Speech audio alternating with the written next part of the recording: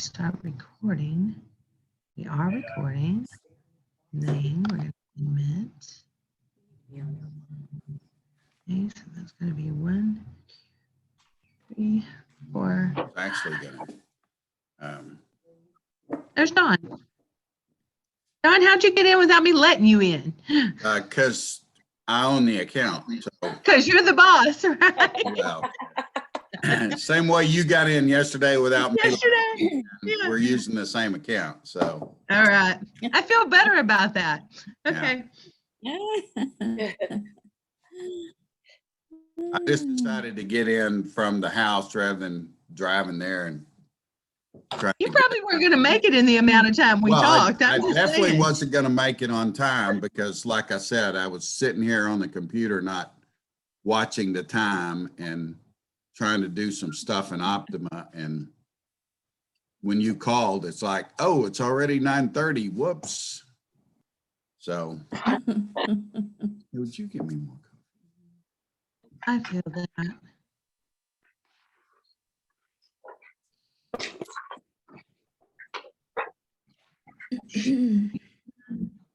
I think everybody's here. Okay. I think they are. Y'all Yes. are ready to start? Yes. I am. I think that's everybody. So, I think everybody's here. Okay. Good morning, everybody. Welcome morning. back. We're always Morning. we're excited when people come back after the first one. So thank you. And I love that Megan is doing her laundry. Sorry, I got behind. No. Hey, I love it. You know, getting some things done while you're working, right? That's great. Yes, ma'am. Well, let's start off with, does anybody have any questions or any issues with emails and stuff going back and forth? You're getting your assignments and all of that. Well, this is Tracy. I just wanted, just clarification about what all were you expecting in feedback to that email address? Okay. Like I'm going to let all Dawn of or the Tina written- handle that because they're Sure. On the videos that we ask you to watch, if you would just give us a short couple of sentences of your thoughts on those. So like when you watch Emily's Dragon, just let us know how it made you feel, what you got out of it. Just something that says, hey, I watched this. Because to be real honest, what we're doing is documenting that for future QA audits that will be done, and they'll say, prove that these people went through training. How do you know that they did this stuff? Well, here's what they said about that video that they watched. Of course, a lot of the homework, like the Harris Price court report, you'll send that court report to us. So we know that you watch the videos for the Harris Price, you've got the information in your court report. So you don't really have to tell us anything about that video. But the other ones, there will be Emily's Dragon, the Naomi Haynes. I'm trying to think of the other ones, Rebecca. I'm blanking on them. But if it's just there's a whole watch and nothing really has to be done with it, then just send us a quick statement. Or if it's something that we ask you to read, and same thing, here's what I got out of that. Okay. Can I just want to jump in for just a minute. I just went in and read everybody's emails that's in the training email. Good job, everybody. There you Okay, go. everybody turn in on Emily's Dragon. Yay, yay. Okay, very good. Well, I didn't right. notice that. You don't have that noise on. No, it is. Can you hear me, Tina? yes. You kind of froze for a second, but say that again. Oh, anyway, I was trying to turn the dead mic on. I had lost my train of thought. Oh, I know what it was. It implied that, for instance, to kind of respond to both the videos, but yet the email only mentioned Emily's dragon. So I mean, Linda, I know, didn't comment on the other case. Right. Yeah. Because y'all are going to do more on that case. I said, you know, that y'all will still discuss that more. Oh, okay. Yeah, I'll tell you something else. Back on page 64 in chapter 1, you find a few more little details, you know, that you don't get a chance to in the video I read. They can't tell you everything as they're trying to roll the thing. But I was wondering a couple of, I thought, well, what about so-and-so? But in the book, though, it went into more details, you know, and how they responded and that sort of thing, you know. That's exactly how it's going to be when you get your case too, because you're going to get what they call the affidavit from CPS that explains why, you know, why the kids were taken into care. And you're going to get like CPS's point of view from that. And that's like their side of the story. And then once you go to a hearing, you're going to hear testimony that's going to give you a little bit of the parent's side of the story. You're going to meet relatives during the case that you're going to visit with, and you're going to get bits and pieces of that information from different sources. And that's really a good example of how that's going to work for you, because you'll have written material, you'll have stuff you witnessed yourself, you'll have hearsay, you know, from other people involved, and you just kind of put all those pieces of the puzzle together to get an idea of what's going on with this family. And so I'm glad that you pointed that out, because it's not conflicting information, it's just additional information, something you didn't know. And, you know, a lot of times, here's a news flash for y'all. These parents lie. Okay. So the information you get from the parents, a lot of times it ain't the truth. So don't be disappointed, you know, and don't be confused. It's kind of your job to sort it out and figure out who's telling the truth, who's telling the lie. So good job with that. Yeah. Okay. All right.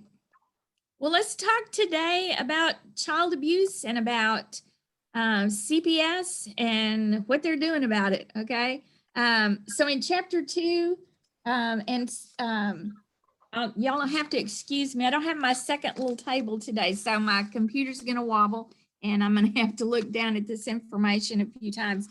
The story in here in chapter 2, the story of Mary Ellen, that was their first recorded case of child abuse in the United States. And I'm looking to see what year that was. It was in the 1800s, 1874. Yes, 1874. And if you think about it, back then, there weren't laws that said how to raise your kids or how to treat your kids. Kids were considered property. A lot of families, they had lots of kids so that they could have help with the farm, you know, on the farm, and so that they could help, you know, financially with the family. And so there weren't any organizations that made up rules about how you should raise your kids or how you should discipline your kids or how much work your kids should have to do and that sort of thing, because it was kind of everybody's business what they did with their kids. And so as time went on and they recognized that kids were being abused, not just in Mary Ellen's situation where her parents were dead and she was with somebody else, but even in homes, you know, where biological parents were abusing their kids, it was a long time before the government stepped in and said, hey, you guys can't do this. So if you go through, I think it's on page 70 in your training manual, and some of my page numbers may not be exactly right because I don't have the final version yet. But on page 70 of my copy, state and federal laws that are relevant to CASA it really is relevant to child abuse laws. Okay. And so it wasn't until the early part of the 20th century, the very first laws that pertained to children had to do with labor laws. Okay. Because these kids, they were working in textile mills, glass factories, coal mines, and these were dangerous situations for them. And so that was when the child labor laws came into effect. And that wasn't until 1938. And that was just because the government recognized it wasn't healthy for these kids to be treated like adults and to be, you know, contributing financially to the family instead of being children. All right. So it wasn't until then that there were any laws regulating children and the way children were treated. So then in the 1950s and 60s, when medical advances made it possible for them to be able to recognize children that were being abused and had been abused repeatedly in the past, they were finally able, through the invention of the X-ray, to be able to see a pattern of child abuse in families. And in 1962, which wasn't that long ago to some of us, that was when they came up with the term battered child syndrome and began to realize the extent of the abuse that was happening to children at the hands of their own parents, and they began to take actions. So it wasn't until the 1970s that the federal government stepped in and started enacting child abuse and prevention laws. It made it mandatory that if someone witnessed abuse, that they had to report it. Okay, so they had to come up with child abuse agencies to report to and to take action on those things. And in the 1970s were not that long ago. So these are all fairly new regulations. Okay, and then they have increased the number of regulations and the extent of the oversight of these laws through the child welfare system since then. And so they've done things like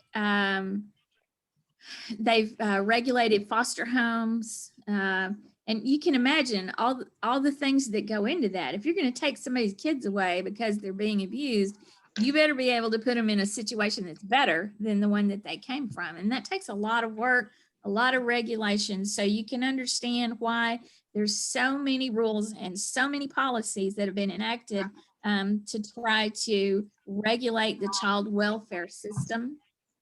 One of the things that I do want to talk about a little bit more extensively is in 1978, Congress enacted the Indian Child Welfare Act, and the acronym for that is ICWA, I-C-W-A, and you'll hear that term in your work. Indian Child Welfare Act. It was, it resulted because what they were seeing was that Native American children were being removed from their families at a higher rate than other races of children. And they were putting them into white foster homes and they were losing touch with their culture. Now, there was also, I saw a great movie. I wish I could remember the name of it, but it was about a little boy who was, his grandmother was Native American, and seems like his parents both died or something. So he went to live with his grandparents, his Native American grandma and his grandpa. And back in like the 50s and 60s, they would take these children, Native American children, and they would put them into homes. And I forget what they called them. If anybody knows, speak up. But they put these Native American children into these facilities, okay, where they weren't allowed to speak their language. They weren't allowed to practice their customs. They had to assimilate. They had to become like white people. And this movie about this little boy, it was just heartbreaking what happened to him. And finally, his grandfather went and stole him out of the facility and got him back. And I think the grandfather eventually went to prison for that. But it was a horrible situation. I mean, these poor children were being not only taken from their families, but taken from their history and their culture. And so the federal government stepped in and they enacted law that said that Native American children needed to be placed into Native American foster homes, if at all possible. Now, you can imagine there weren't a lot of those at the time. But also what happened was because the Native Americans have their own governments, each tribe has its own tribal government, they're not necessarily a part of the United States government, okay? So if children were removed by Child Protective Services, they had to notify the tribe that those children belonged to, their government, okay, and let them know that the children had been removed and give that tribal government an opportunity to step in. And they could choose how much participation they had in the case. They could either just ask to be notified, like of hearings, anything that was going on with that child's case. They could choose to send a representative of the tribe to attend all court hearings, or they could actually take over the case and take the children themselves and administer the child protective policies or services and things like that themselves, rather than the state of Texas doing that. Okay. And so if that happened, then the state of Texas would have to dismiss their case and the tribe that that child belonged to would take over. So today, it's not just a matter of saying that you are a member of a tribe. The child or the child's parents have to be a registered member of the tribe. And I know we had a training class once in Ellis County. We actually had someone in the class who was a registered member of a tribe, and they have like a identification card. So they have to be able to prove that they are a registered member of the tribe or ICWA to apply. You will see in every legal document that pertains to this case, you will see a question about, have the parents been asked if there's any Native American heritage, or they'll say, the parents have denied Native American heritage, or whatever. That is because it is a federal law that they have to inquire about that, and they have to take the appropriate steps to be in line with that federal law. Okay.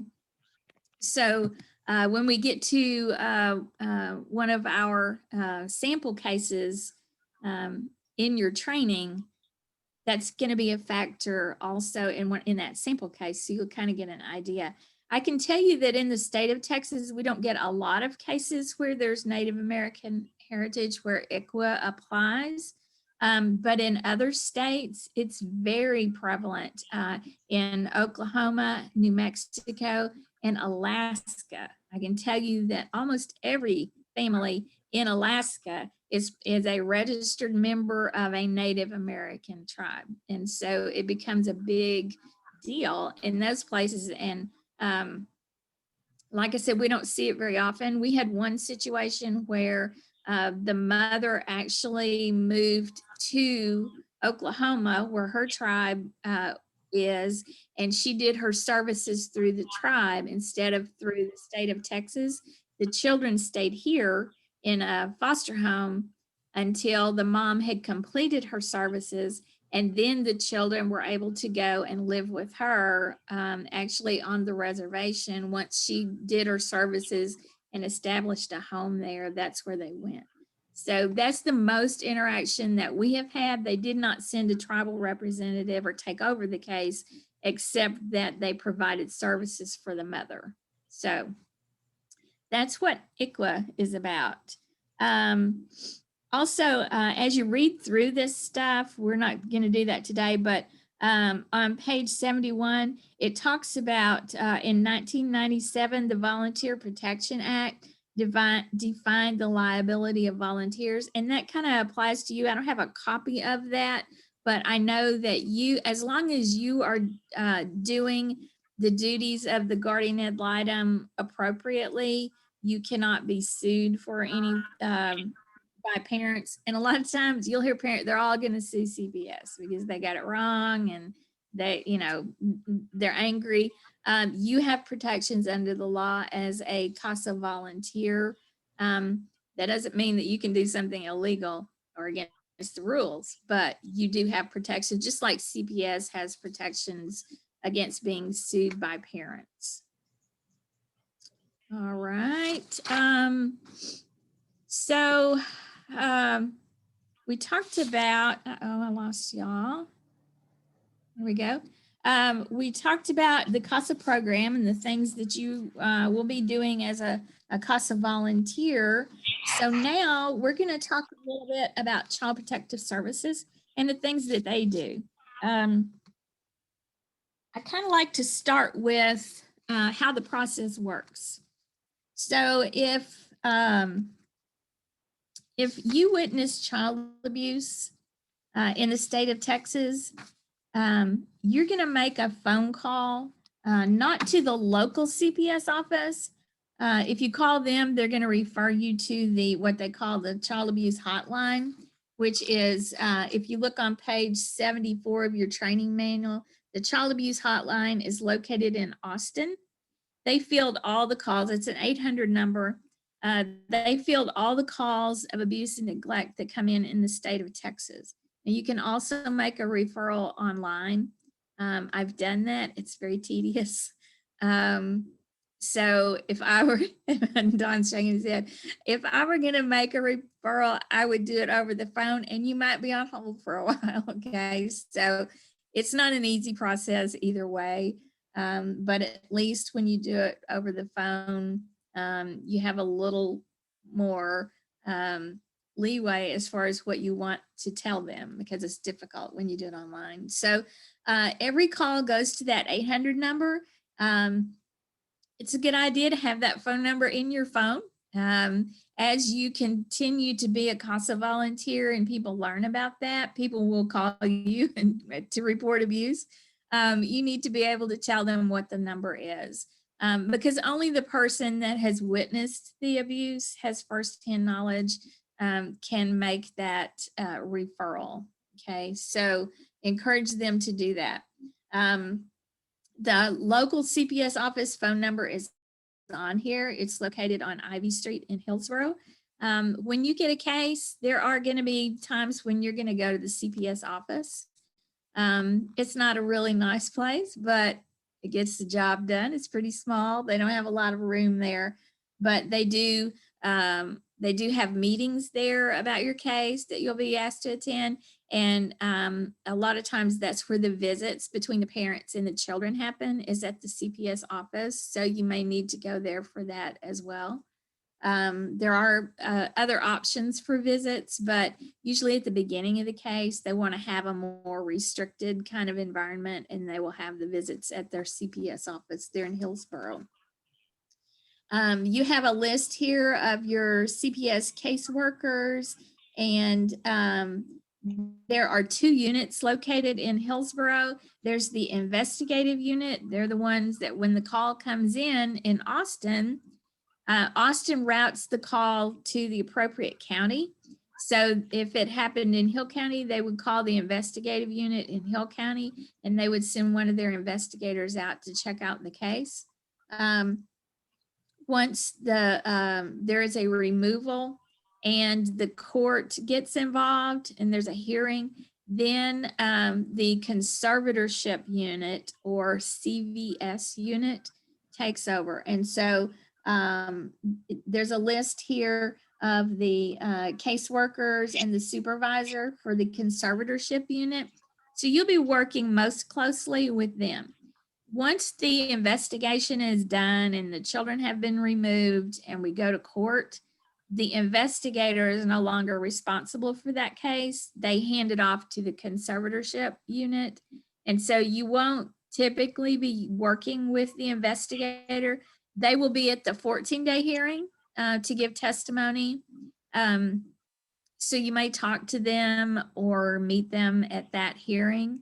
It's not that they don't want to talk to you.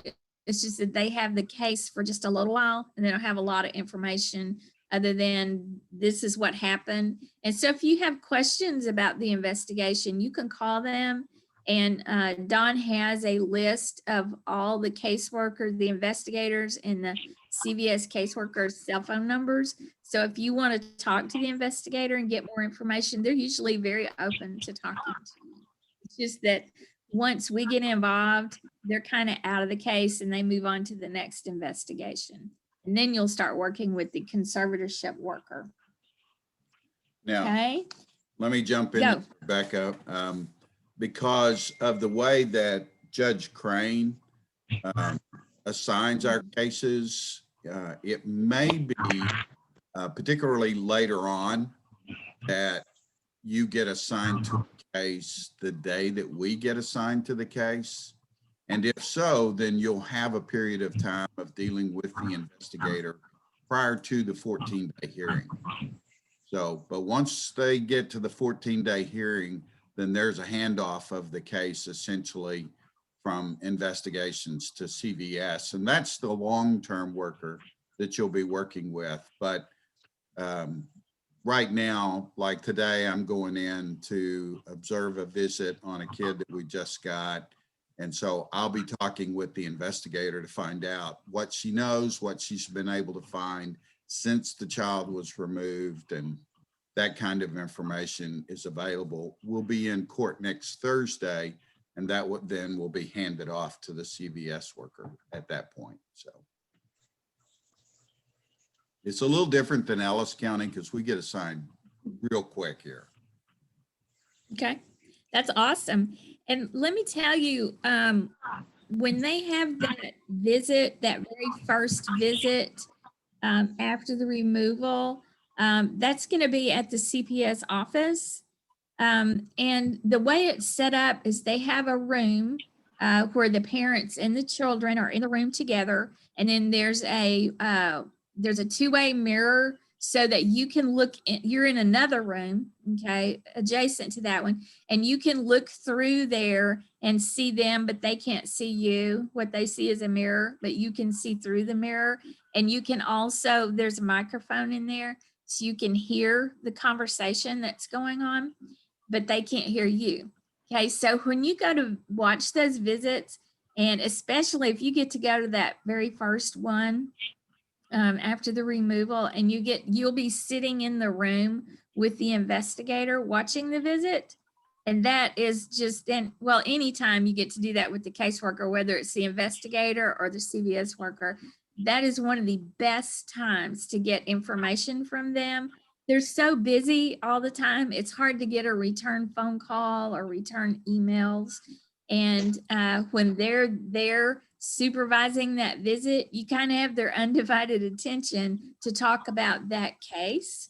And so it's a really good time to get a lot of information about what's going on the case, about the investigation, about family members. So if you can go and sit in a room with your caseworker, that's golden. That's the best thing to possibly do. Okay. I will tell you, they are a captive audience, and there is no social distancing. The room's not big enough. So you're sitting side by side, you're both watching the visit, and there's a lot of opportunity for conversation. Yes. Okay, so as you can imagine, if somebody's going to make a decision about whether or not a child has been abused or neglected, they have to have some kind of a definition of what is abuse and neglect. And so on page 75 of your training manual, they have the definitions that CPS uses. It's 75 and 76.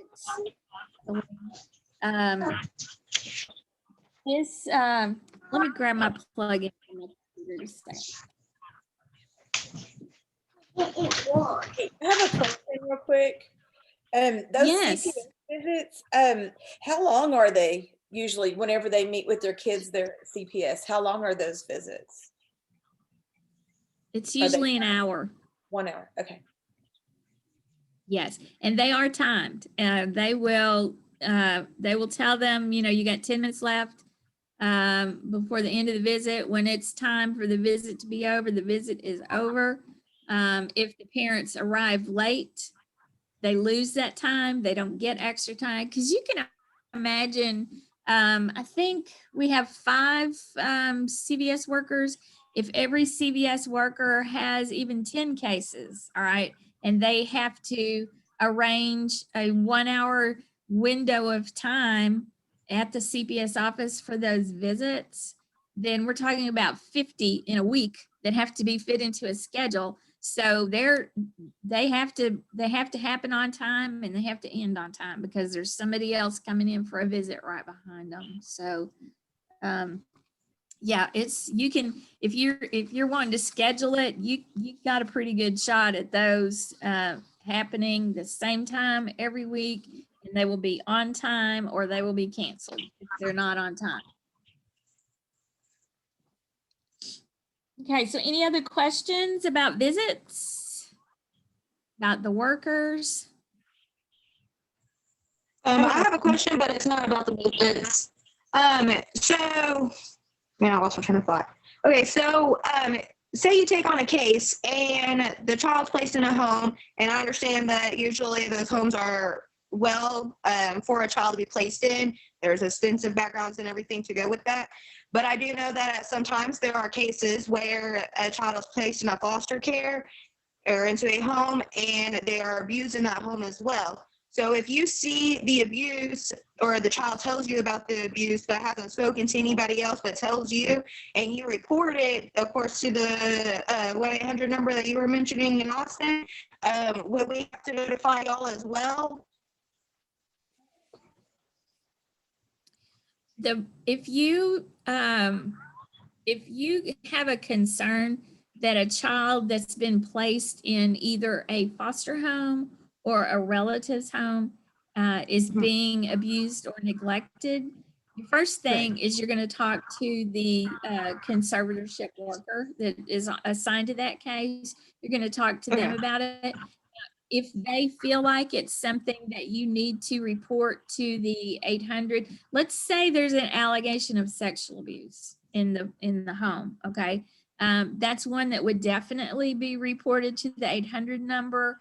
And they have different investigators who investigate foster homes. But they will direct you, you know, if that's the case. But your first contact is going to be with the conservatorship worker on your case. Discuss it with them, and then if they feel like it's something you need to report to the 800 number, they will let you know that. Okay. All right, good question. If I could interject too, Rebecca, you want to make sure that you make that contact with your caseworker as quickly as possible, and depending on the severity. If you're in a situation like Rebecca was just talking about, sexual abuse, that's grounds for immediate removal from that home. So that CVS worker, if she finds out and suspects or is able to confirm that she'll do an emergency removal, and then they'll do an investigation after that. But, you know, the main goal here is to keep the kids safe. So make sure you get to your worker immediately. And we do have all of their, each caseworker has a cell phone issued by the department. We do have all of those cell phone numbers, so you'll be able to call and leave a message. And if you don't get a response within a short period of time, I have the supervisor's number. I'll be happy to call them on your behalf and say, hey, this is urgent. You know, we need to look into this. So far, we haven't had that happen, but just in case, we want to be prepared.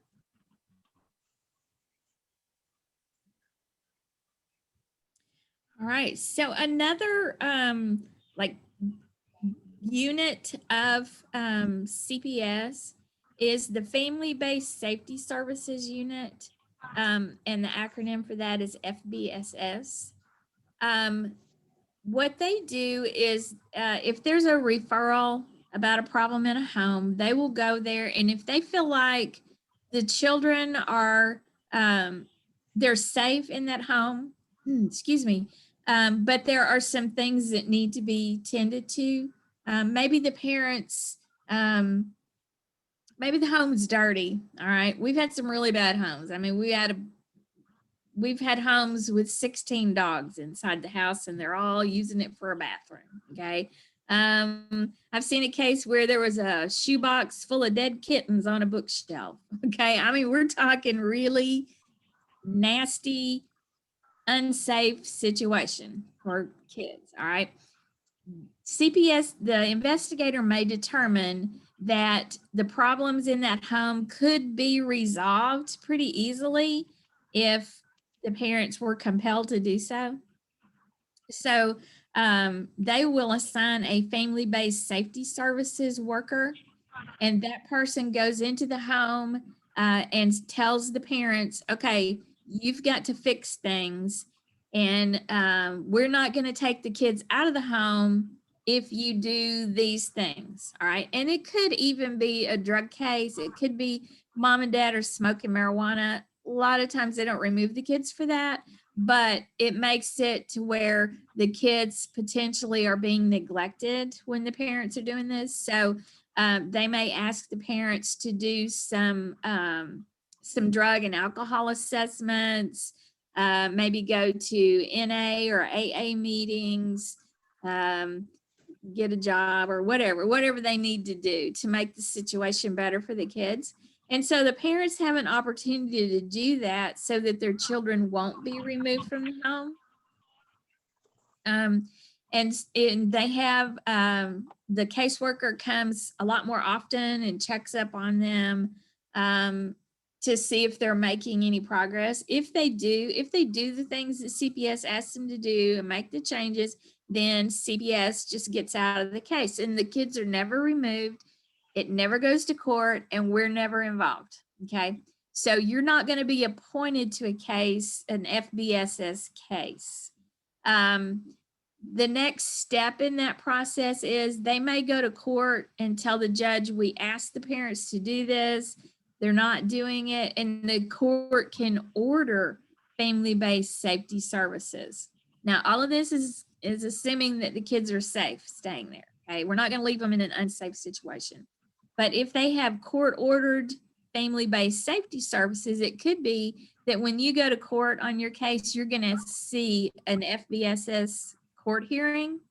And I think they have those hearings every 30 days. So they're like really following up with these parents to see, are you going to do what we asked you to do? If they're successful, the case is ended and they go on about their business. If they're not, if they do not do what the department has asked them to do and what the court has asked them to do, then the next step is that removal. And that's when CASA gets appointed to the case. All right. So you may see in the affidavit that there's a history there with this family. They've done FBSS maybe more than once. And it'll say, you know, they successfully completed it or they were unsuccessful. And so they went to a removal. We don't typically get involved in those cases. We don't typically work with the FBSS workers. They're different. They're not investigators. They're not conservatorship. They're FBSS workers who go into the home and work with the family. So that's just one more unit of CPS.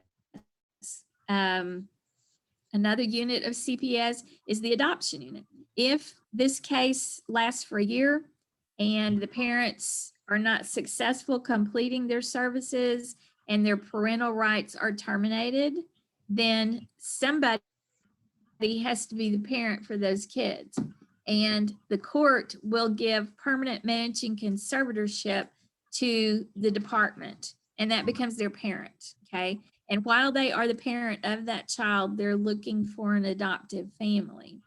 So then the case moves to the adoption unit, and there will be a different worker that their responsibility is to find an adoptive family for this child. Okay, so there's a lot of different units within CPS. The one you're going to spend the most time with is conservatorship, but you also need to be aware of what happens before we get to that level, and then afterwards, if the parental rights are terminated, you'll be working with an adoption worker at that time. All right, so within that system, when the kids are in conservatorship, if you look in your training manual on page 77, there's something called the level of care system. And so, Rebecca, yes.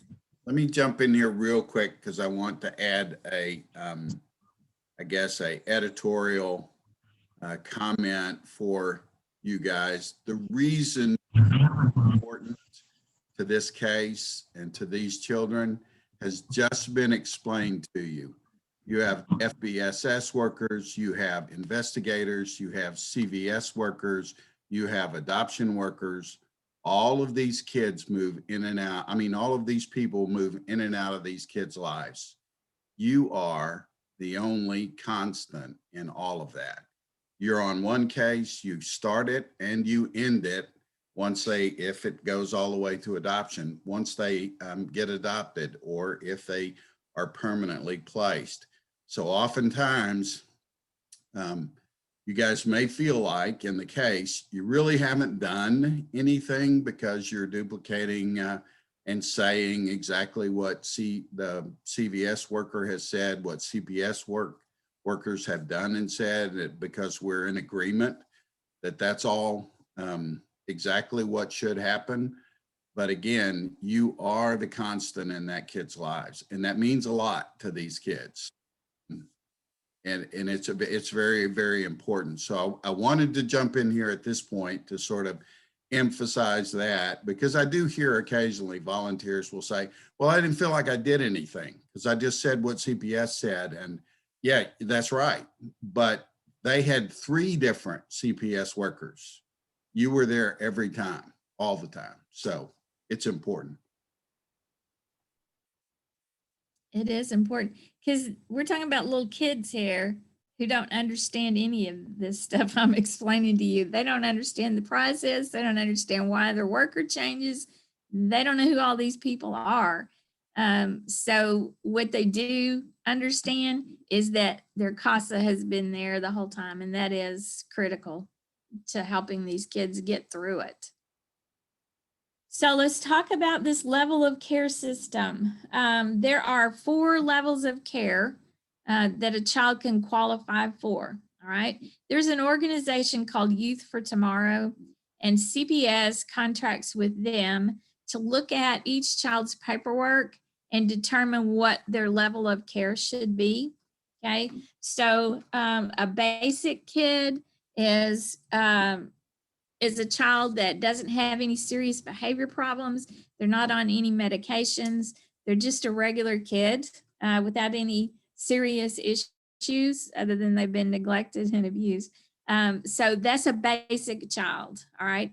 There are foster homes are licensed to care for different levels of care.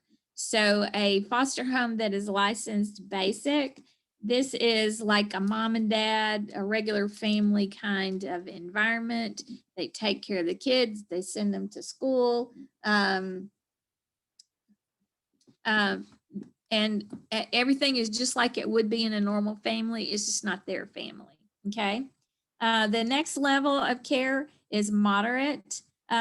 These kids usually are on some kind of medications to be, for their level of care to be moderate. They may be on ADD medication, something like that. They have special counseling maybe. They may have some minor behavioral issues because of what they've been through. So the foster home or a licensed child placing home. We don't call them group homes anymore because they can't be in group homes, but these are a little more specialized and therapeutic in taking care of these kids because of their special needs. Okay.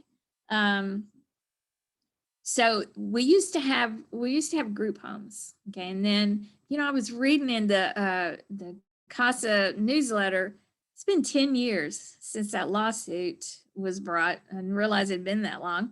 But 10 years ago, there was a group that filed suit against the state of Texas because of the care that our children were receiving in the foster care system, and most specifically in group homes. And so a group home was a home where they could have, I think, up to 12 kids, 6 to 12 kids. These were places like the Texas Baptist home, the Presbyterian home.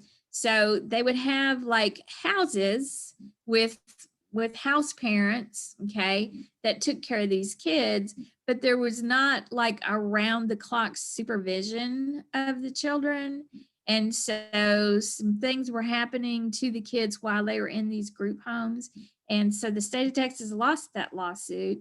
And as a result of that, they could not put them in group homes anymore unless they had around the clock staff, awake staff. There had to be somebody monitoring the children around the clock.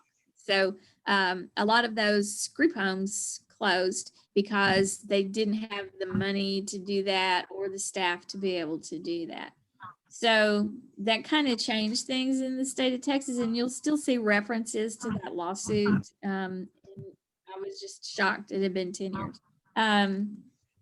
The next level is specialized. So these kids wind up in what they call residential treatment centers, or RTCs.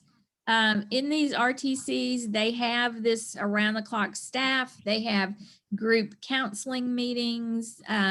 They have almost daily therapy sessions for these children. A lot of times they will attend school either at the RTC or they may go to public school outside the RTC, and then they come back and stay at that facility. Those are much more restrictive.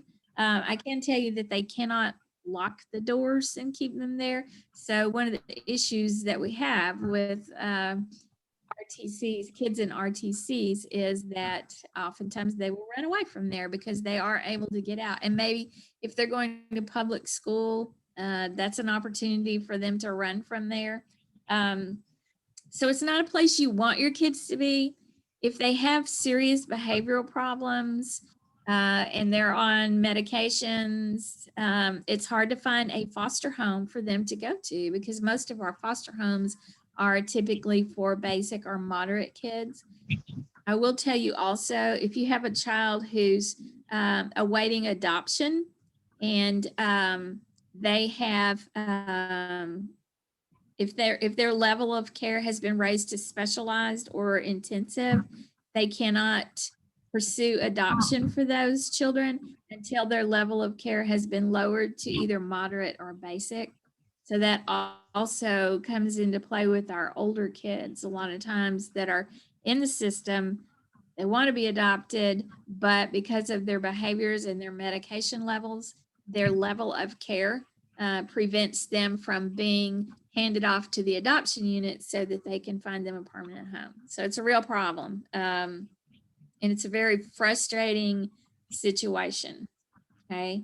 Then our intensive kids are kids that are in psychiatric facilities. We've had kids placed in the state hospitals, very restricted. They have to have continuous supervision. They're on medications. And so those kids, of course, have to stay in a more confined situation.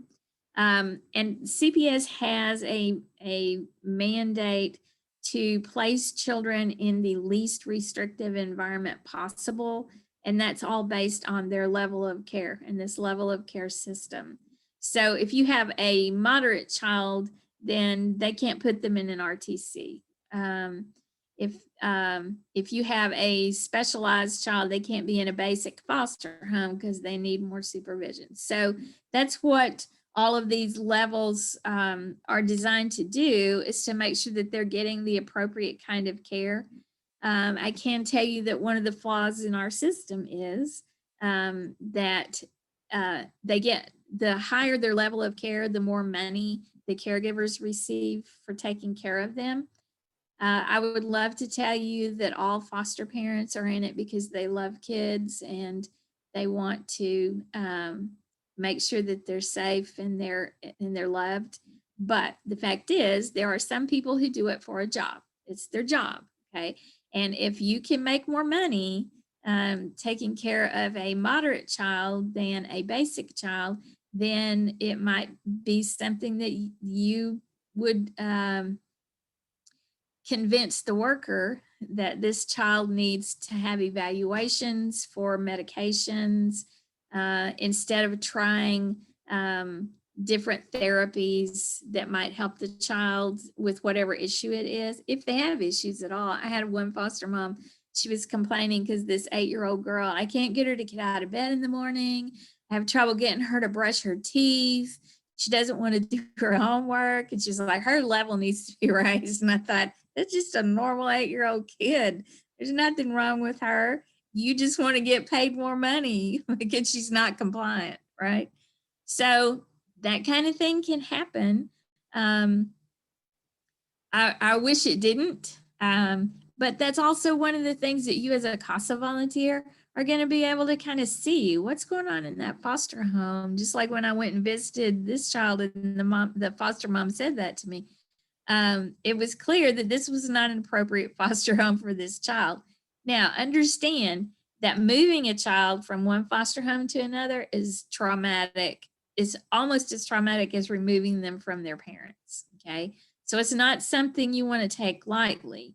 You want to work with the CPS caseworker and the foster care agency that licenses that home to try to improve the situation without moving the child out of the home, because that is very hard on them, okay? But that's just one more facet of the work that you're going to be doing, is you're going to be looking to see, how are these children being treated? What is the foster parents' attitude towards them?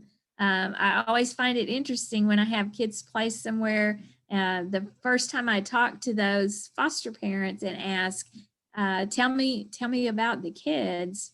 If they have nothing nice to say about these kids, if all they do is complain and tell me, how much trouble they are, or how bad their attitude is, and they never say anything positive about those kids, I got a problem with that. Because these children, of course, they're not like your kids, and of course they're unhappy, and of course they're upset. That's to be expected. And foster parents who are really in it for the right reason and have the proper training, they understand that, and they understand the importance of their role in helping those kids get through this and helping them heal from what has happened to them instead of making them feel worse. So anytime you have an issue with a foster home, talk to your caseworker, talk to your supervisor. I would say talk to your CASA supervisor first, and then they'll kind of guide you in, what are the next steps. And we want to make sure that the foster care experience does not make problems, the situation worse for our kids. Okay, any questions about the level of care system?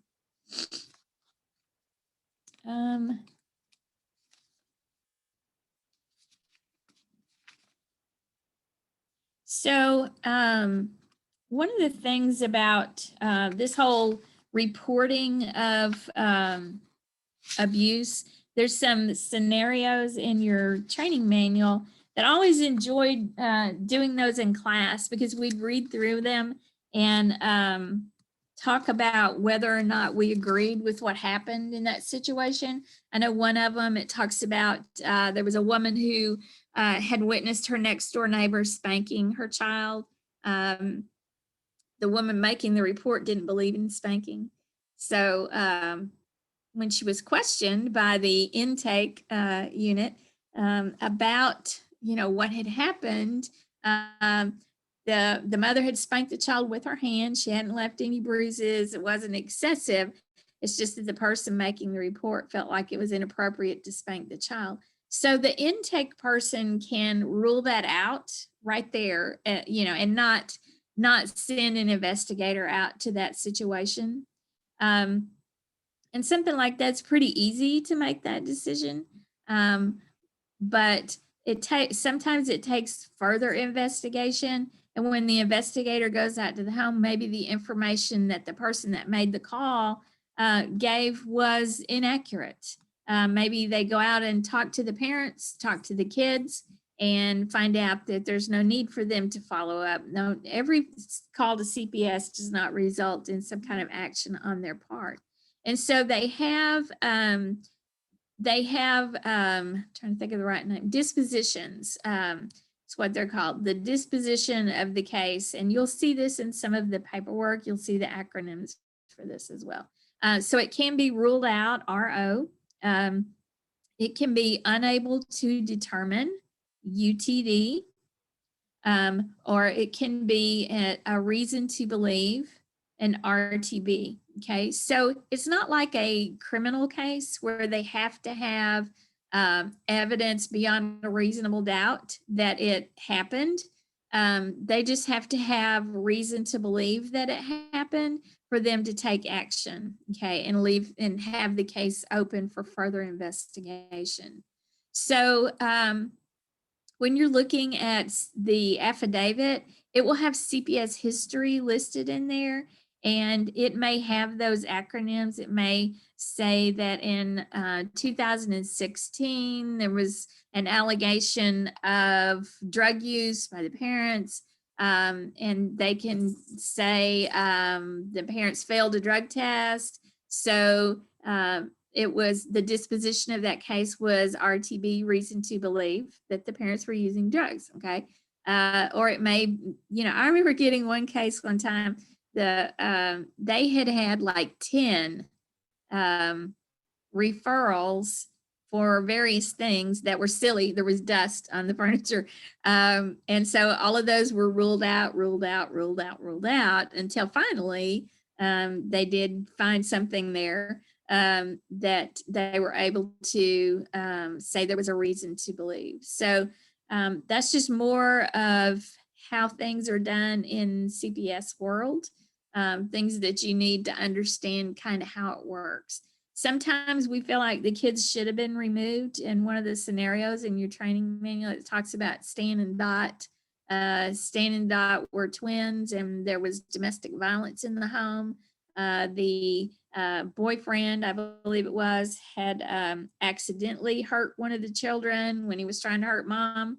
And usually our volunteers, when we read that, think that those kids should have been removed. But in that scenario in your training manual, if you get a chance to read that, they weren't removed from the home. They were offered, I believe, family-based safety services. So it's a decision that's kind of difficult to make sometimes, and a lot of people have their own opinions about what should happen. But the bottom line is the CPS investigator and the judge make those determinations. If it's not enough for the judge to approve a removal, then CPS is not even going to bring it to the judge. Okay, so they may do further investigation if they feel like they got to have more. It also goes through their attorney. The CPS has an attorney in Hill County. It's Jennifer Cochran Green is her name. And so the investigator sends the affidavit to Jennifer. She reads through it and she knows, is this enough for the judge to grant a removal, or this is not enough for the judge to grant a removal. So just keep in mind that those decisions are made before you get there. And so you may differ in opinion, and sometimes CPS gets it wrong. I can tell you that. Sometimes they get it wrong. If in your investigation you feel that that's the case, then You advocate for, what's best for those kids. If CPS got it wrong, then, show why you believe that and advocate for those kids to be returned to their parents, because that's your job, advocating for what's best for these kids. And don't be intimidated by CPS. They have a job to do. They have policies that prevent them from doing the right things sometimes. As far as placement, like with relatives, if they have a relative suggested for placement, then they're going to do like a criminal background check and a CPS background check. If they don't have either of those, criminal or CPS history, then they're usually approved for placement of the children without any further investigation into their circumstances right away, because they're trying to keep from putting the kids with strangers. So it's possible that you may have a relative that has an old criminal charge against them for something that's not related to children. It could be a DUI or something from 10 years ago, that would keep CPS from being able to say, yes, the kids would be safe there. If you have the opportunity to go and visit with this relative, you certainly want to do that, because it's always in the child's best interest to be with relatives rather than a foster home. So if there's some questionable relative that CPS thinks is questionable, their policy is going to prevent them from placing the child there. But if you meet them and you say, this would be a wonderful place for these kids, this person doesn't have any further arrest or tickets or anything that would prevent them from taking care of this child and being a good, loving home for them, then you have an opportunity to advocate for that when you go to court. And most of the time, the judge is going to agree to placing the child in a home. If you can show that you have visited that home, you know their circumstances, and you feel like it's safe, there's a good chance the judge is going to place them there, even though CPS cannot. And they will say, CPS, the attorney will say, we can't advocate for this placement, we won't object to it, okay? Their policy won't allow them to advocate for that placement, but they know as well that it probably would have been okay. It's just that their policy won't allow it. So don't be afraid to go and talk to those relatives. Don't be afraid to find those relatives. A lot of times the parents won't tell CPS about relatives that could take the kids. They think if they don't come up with any relatives, they won't take them. Or they may not want their family to know. They got good family out there that they're embarrassed and they don't want their family to know that CPS is taking their kids. And so they won't give that name. They're not thinking about their kids and what's best for their kids and putting them first, which is why the kids are there anyway. So follow up with the parents. Are there any relatives? If they give you one relative, talk to that relative and find out who's some more relatives that we can check with. And I bet you're going to find somebody that's willing to take those kids, and it would be a safe place and get them out of foster care. And you have a lot more time to do that than the CPS caseworker does. And like I said, once the parents understand that you're not with CPS, they will trust you more. At the beginning, they lump us all together. They say, you took my kids. You have to explain to them, I don't work for CPS. I'm a volunteer.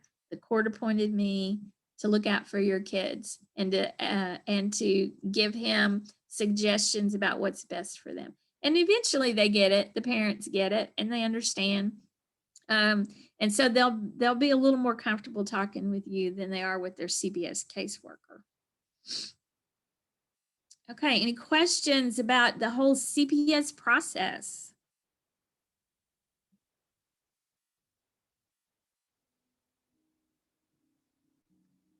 During the case, the CPS is going to provide services for the parents. Typically, how that works is they will give them like the name and the phone number of whoever the provider is, and it's up to the parents to contact the provider and make those appointments. They got to make those first steps. They got to show that they're willing to do what they need to do to get their kids back. Okay. And so they have to show some initiative. When you watch the Harris Price case, you're going to see Norma Jackson sit down with the mom and, you know, just kind of explain to her. And she didn't get it. Remember, she was like, when she asked about the paperwork and the services, she was like, do you know how much paperwork I got? And that really is how they feel. They feel overwhelmed and they don't recognize how critical it is for them to do exactly what they've been told to do and to get started right away. Okay. Because like the mom on that case, you know, she waited too late. That's a question I always like to ask everyone. Do you feel like if the mom had started her services earlier, she would have been successful in the Harris Price case? I think so. I do.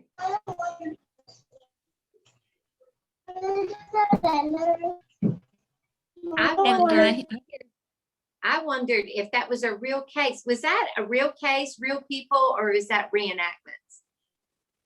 It's a reenactment, and it's kind of a compilation of cases. It's not one specific case that had those circumstances, but I can tell you that it's very typical of the cases that we see. A lot of times there will be multiple dads involved. There'll be one mom and multiple kids, and each one of them may have a different dad. The fathers may or may not be involved in that child's life. A lot of times, you know, we've got a dad that's never even met the child, okay, because he didn't want anything to do with mom, is typically what the answer is.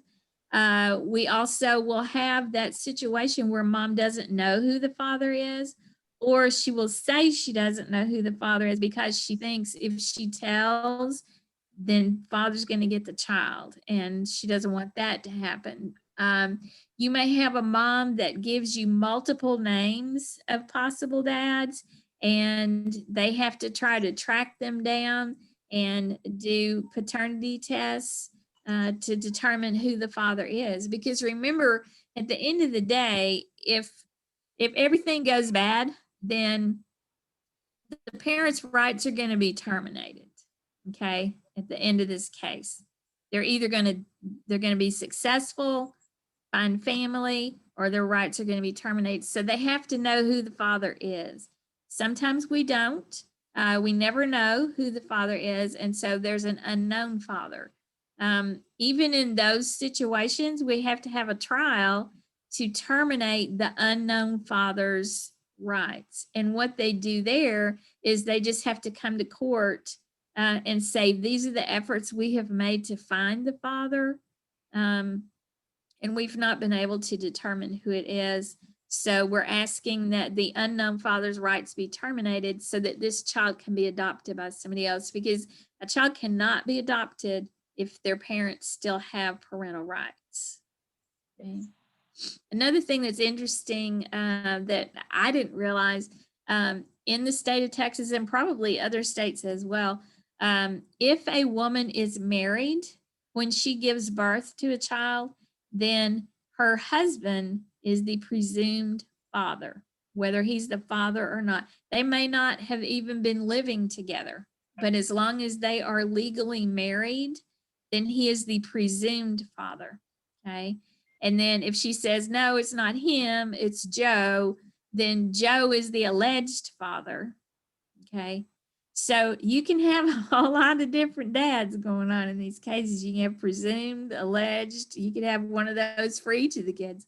And then you could have unknowns. If somebody says that's not my kid and they do a paternity test and it's not, then we got to move on to somebody else now. So the Harris Price case kind of represents that. It also has a child placed with a relative, with Ben being with his Aunt Carol. And then Robert is actually with his father. In those situations, the father is a non-offending parent. So the child wasn't living with the father when the child was removed. And so the father really doesn't have to do anything to get his child if he's a non-offending parent. I think the only reason in the Harris Price case that they wanted dad to do some parenting classes was because he hadn't had a child and they wanted to make sure that he was capable of taking care of him. But they don't have to do that. The father, the non-offending parent, has parental rights and he can come in and say, I want my child. I had a case where the dad had never met the child. He lived in another state. He was actually in the military. When the children were removed, they had to contact him out in California. He flew to Texas, met the child for the first time. We had a court hearing. The judge gave him custody of that child. She got on an airplane and went to California with somebody she had never met before. Because he has parental rights. Yeah, wow. Yeah, think about what that's like for a child. But what I loved about that story is this little girl, she had 4 siblings that were removed at the same time. They had different dads, but they all had blonde hair except her. She had dark hair. Her dad was Hispanic, and she had dark hair and dark skin. And when she met her dad for the first time at the CPS office, she said, "You look like me." And it was really a heartwarming situation. And so CPS arranged he was there for like 2 days. They had outings to go to the park so that she could kind of get comfortable with him before they sent her off with him. And he, like I said, he was in the military. So she was actually going to be living with her grandmother in California because he couldn't take care of her. But just talking about turning your life upside down. I mean, everything for that child changed, but it was a very positive reaction that she had with her dad, and he loved her, and he was excited to have her. So you never know.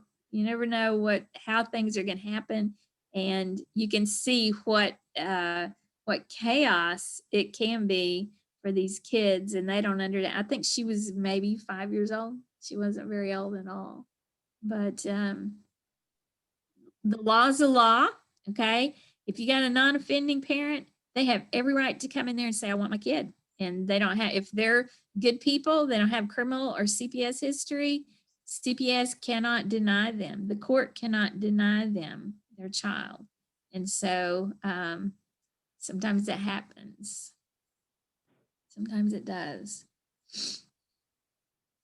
So any other questions or comments about the Harris Price case? Yes, Teresa. Sorry, I hit the wrong button. Not so much about the Harris Price case, but I was just curious, how many of the cases end up with the kids being permanently removed from their parents? I mean, like, is that happen in the majority of the cases, or is it just a mixture, or what? Don, I'm gonna let you field that one for Hill County. It is pretty much a mixture in Hill County. A lot of times we have had quite a few adoptions, probably.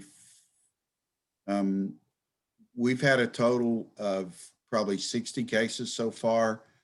Probably 10% of those have gone to an adoption outside of the family. But a lot of those cases, and of the balance of the rest of those cases, it's probably half and half, where half go back home and half end up going to a relative for PMC. And so, or maybe even a relative adoption.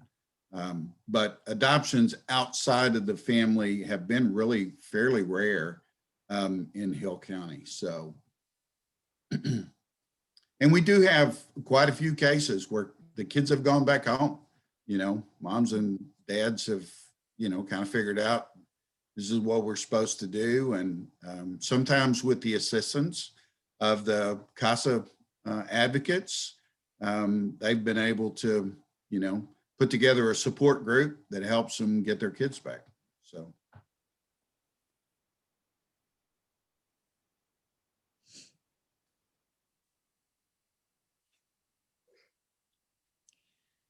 All right, so let's talk a little bit about your court report for the Harris Price case. There's a sample court report in your training manual on page 87. What's going to happen is you're going to get a copy of the court report form with the first page having all the information about the Harris Price case on it. It's going to have the kids' names. Let me just hold this up so you can see. It's going to look like this, okay? It's going to have the kids' names, and it's going to have the cause number, where the kids are, all of that stuff already filled out for you. And then you're going to fill in the information about the history, the current summary, which includes where the kids are, how they're doing, their medical and dental, educational, social, visitation. That visitation is talking about visits between the parents and the child, not your visits with the child. It's the visitation is between parents and the child. And then there's a section about parents, and then recommendations, okay? So you're gonna get the form with the information for the Harris Price case on the front. When you get your real case, that's exactly what's gonna happen too. Your supervisors are gonna send you the court report form, or it'll be put in Optima, which we'll talk about later, so that you can access it, and you will go in and enter the information that you have learned about the case and about how the kids are doing. And then you are going to make your recommendations at the end. After your signature, there's a section in there for CASA contacts. You're not going to have contacts on your sample court report for the Harris Price case. But when you get your real case, it's really important for you to list those CASA contacts, whether it's a phone call to your caseworker, an email to the attorney for the child, you observed a visit with the parents, you visited the child in the foster home, you made a phone call or sent an email to the placement, the caregivers, so that when the judge reads your report and then he sees that list of CASA contacts at the bottom, that tells him where you got your information, okay? So when you do your for real court report, it's really important to include those CASA contacts. But in your Harris Price practice court report, you won't have to fill out that part of it. But we want you to practice the whole process of, you got the email with the court report in it, you're able to open it, you're able to make changes to that document. It should be a Word document. Not everybody has Word. So we need to work out all of those things so that when you actually get a case and you get your actual court report, that you've already figured out how to do all of this stuff. All right. And if you have issues with that, then you can contact Tina, or you can contact Don. If you have issues with opening and making changes to the court report, you'll put your information in there, save it, and then send it back. And so that whole process is the real reason we're doing this. What you put in your court report is just to kind of get you comfortable with doing that. You're not being graded on it. It just shows that you've spent time outside of class working on your court report. So questions about the court report?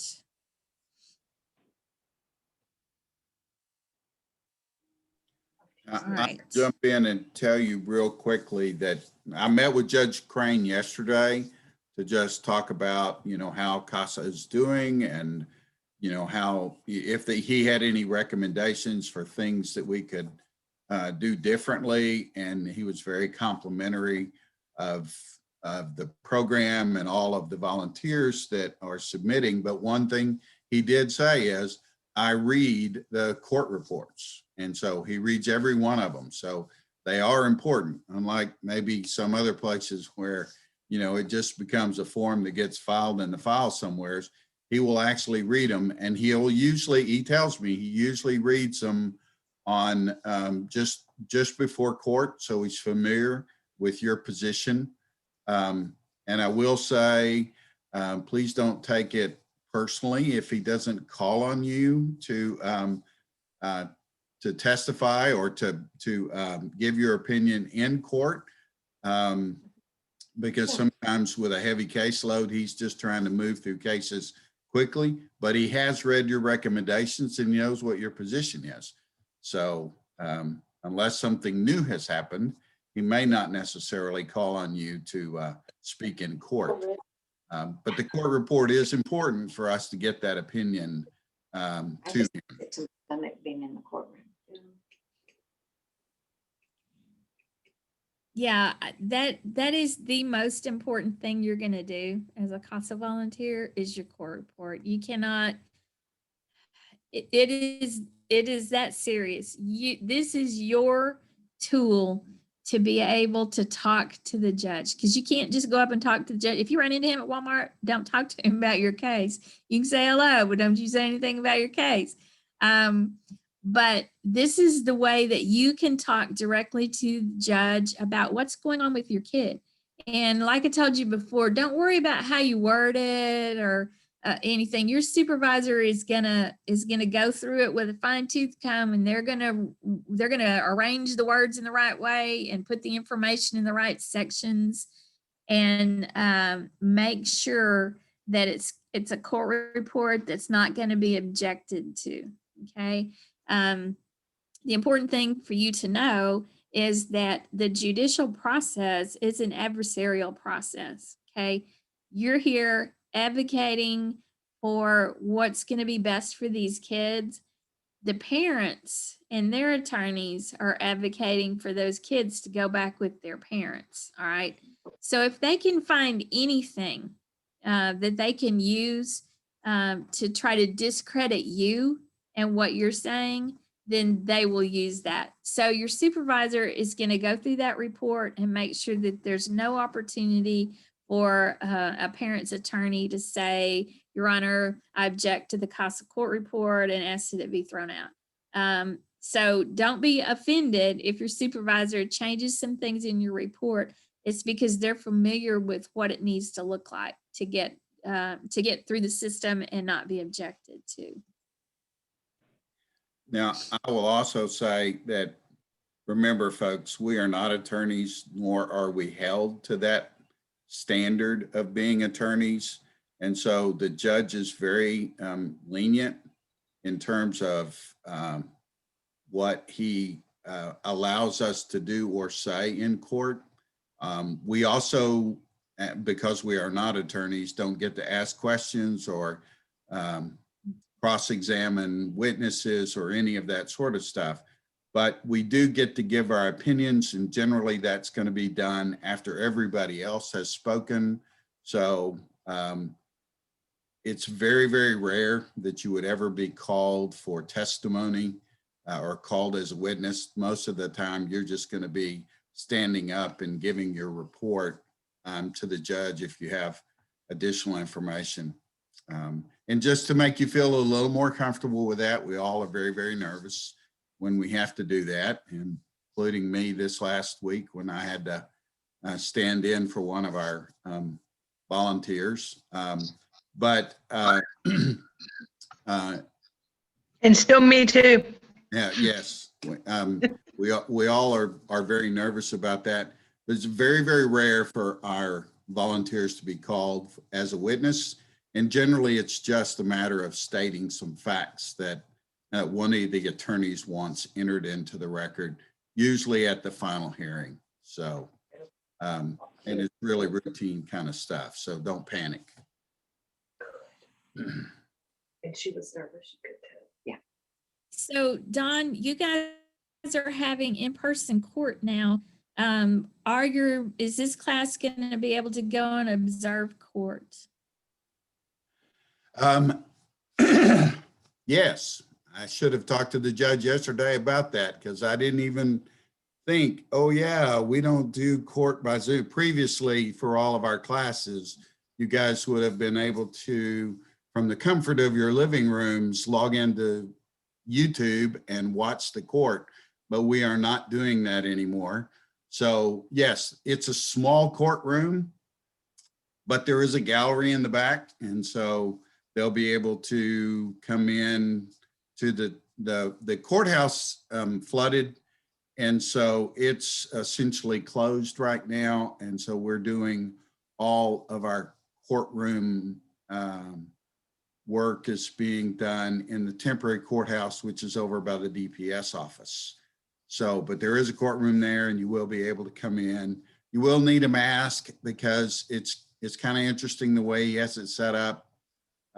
People that are in the gallery have to wear masks, but people that are in the area of the attorneys and the parents don't have to wear masks. So, and so you'll kind of see that when you get there, and I'll be there, we'll direct you. But having said that, I guess, Rebecca, we need to talk about, and we can take this offline, but probably need to talk about when we want to try and get that in. Because we've got court coming up next week, and then it'll be 2 weeks before we do it again. Right. Okay. So in Hill County, you have court every other Thursday. Yes. And your training only lasts 3 weeks. So you're only really going to have during training one opportunity to observe court. And not everybody can do that. I'm going to leave that to Don and Tina to coordinate with you guys what we want to do. It is a requirement of your training that you have 2 hours of courtroom observation. And I don't know if there's any exception to that right now, Don, with COVID, if they've changed that requirement or how we're going to do that. Cause it's going to be hard to get 2 hours in one day, I would think. Right. So yeah, unless we did it I'll after let the y'all- classes, and so, which Yeah. would extend it. And I'll find out because again, pre-COVID, this was all planned and figured into what we had to do. Post-COVID, it's definitely, well, I say post-COVID. Now that we are in this set of COVID restrictions, we just have to figure out how we're going to make that work for you. So we'll do that. Y'all are the first class that we've had to deal with this, so we just went back to in-person court April the 1st. So we haven't been there long. All right. So in your email this time, you're going to get your Harris Price court report form to work on that. And you're also going to get your assignments for session 3. When we come back next Tuesday, we're going to be talking about how all of this affects the kids. And there are several videos that you're going to be asked to watch that talk about different aspects of the impact that this has on kids. There's also like some exercises in your training manual that you'll respond through the email. So it's quite a bit. That's why we give it to you on a Thursday, because you have all the way until next Tuesday to view those videos and to work on your court report. Remember, your court report's it doesn't have to be done by next Thursday. It just has to be done by the time you finish your training. But the videos, if you can watch those videos between now and Tuesday so that we can have a discussion about them. I will tell you that the session 3 videos are, they're sad, they're disturbing. This is the part of training that makes people question whether they want to do this or not. I can tell you that from here out, once you finish this section of the training, it's a lot easier. It's not nearly as emotional and difficult to deal with. So if you can hang on, it just gives you some insight into what you're going to be dealing with. And it's a reality. It's kind of a gut check, see if this is something that you can deal with Everybody does. We all survive it because we're doing it to try to help these kids out of this situation. So you're going to get an email with a lot of work to do. I apologize that there's so much to do, but I know you guys can get through it. And you're going to make great CASA volunteers once you do. So look for those emails. The only other thing is that last part of section 2 of your training manual, there's a list of resources. It's like places where families who are in need can get help with food, medical attention, how to apply for food stamps, stuff like that. If you're working with a family that's struggling, you have a list of references there that you can refer them to. Also, if you have relatives who are having a hard time that took in the kids, CPS offers some help for them, but they may need additional help. And this is just a list of resources that you can have to refer them to. So, all right, if there's no more questions, we're done for today. All right.